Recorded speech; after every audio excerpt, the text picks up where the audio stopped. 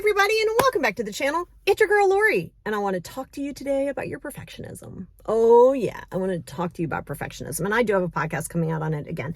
I did one earlier, but sometimes I like to do them to bump them to the top in case people aren't going all the way back, and some people do, some people don't. But I want to talk to you about perfectionism because it's not real. That's right, it's not real. There's no such thing as perfect.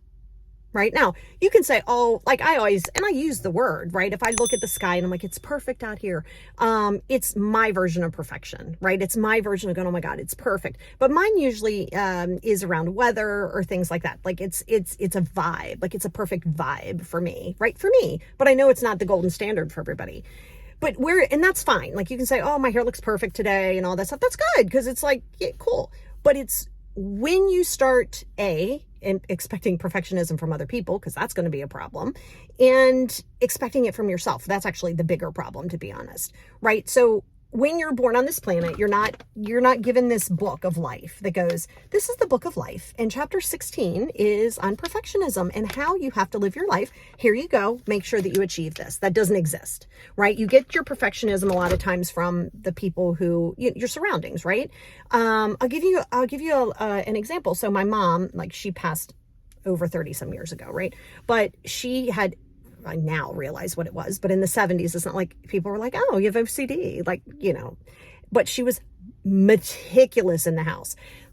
Don't say, oh my God, I would love that. No, you wouldn't. You think you would. You think you'd like your house completely meticulous? No, you wouldn't, because it just doesn't feel, I mean, my room was fine, but it's like, it just doesn't feel lived in. It just doesn't feel comfortable to me and to a lot of people. And there's a level that's like really difficult. And I remember, so let's say this was a glass. And like, if you had like this much soda or something in it and you set it down, you went to the bathroom, you'd come back and you'd be like, where's my drink? Like, my drink is gone. And it would be, my mom we didn't have dishwashers, right? And so she would have washed the dish, put it in the drainer. And you're like, my soda, like, I wanted my soda, right? And because she was that meticulous. So it can become actually obnoxious, right? And I get it when you're OCD. I have OCD, not that way. My OCD is more obsessive thinking, but I get it, but it doesn't make it easier for everybody else around you. So when you have this golden standard of perfectionism, number one, it's going to be really difficult for you to allow yourself to take risks because you have to fail. You have to. Not like, hey, it's a good thing to say. No. Literally, it is proven you have to fail in order and make mistakes in order to learn. You don't learn by just doing everything right. Just doesn't happen. So if you're fighting this version of like, oh my God, if I don't do this, and I tell you what, it comes a lot from, and I'm not saying it doesn't happen now because I know it does, but growing up, right, this is going to make me sound old, but back in my day, you were told like, well, if you can't do it right, don't do it all. That's a big problem. And it's not something that I would ever tell my children today, right? Because it creates really big problems, because right by whose standard? Right and wrong is very gray. I mean, it really is gray. You can say, no, it's not. It's gray. It's gray because I'm here in the States. I have clients in other countries. They do things very differently. Does that make me more superior or them more superior? It does not. We just do things differently. It doesn't make it right or wrong. It just makes it is. It is what it is. So stop with the whole, if I can't do it right, I'm not going to do it at all. I get the theory behind that is like, hey, put in effort. So let's change that narrative of saying, if you can't do it right, don't do it at all, to say, listen, I'm going to put in a big effort. I'm going to put in my everything of an effort, and I'm going to be grateful for what I learn. That's it. That's it. Because if you're saying, if I can't do it right, I'm not going to do it at all, you're not going to do anything. You're going to sit there and you're going to be overwhelmed. You're going to be stressed out. Your perfectionism is going to drive you crazy, right? So this is the hell that you're living in within yourself. Because you're like, oh, because then you can't even rest. You'd be like, okay, I'm going to watch Netflix. Oh, I'm going to sit down and watch Netflix. Oh my God, it's great. And you glance over and you're like, that picture's crooked.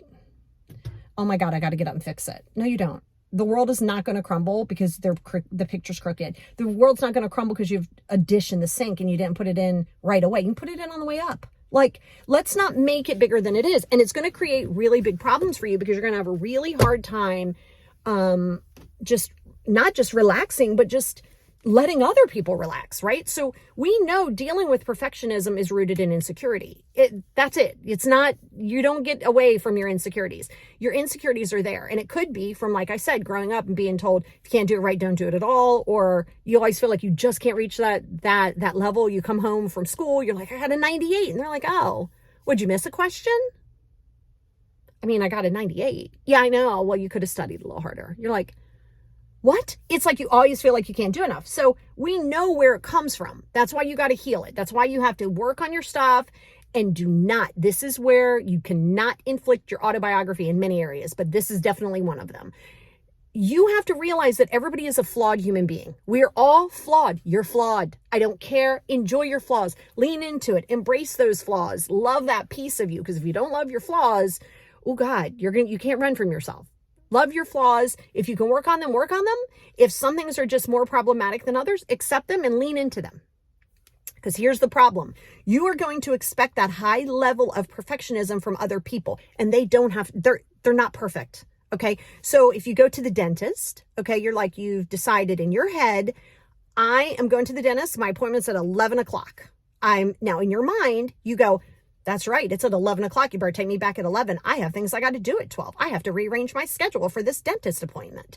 Well, that's fine. But let's say the dentist, their client in front of you, the patient in front of you had some issue. He had to spend an extra 15 minutes to get it out because things happen, right? Things happen.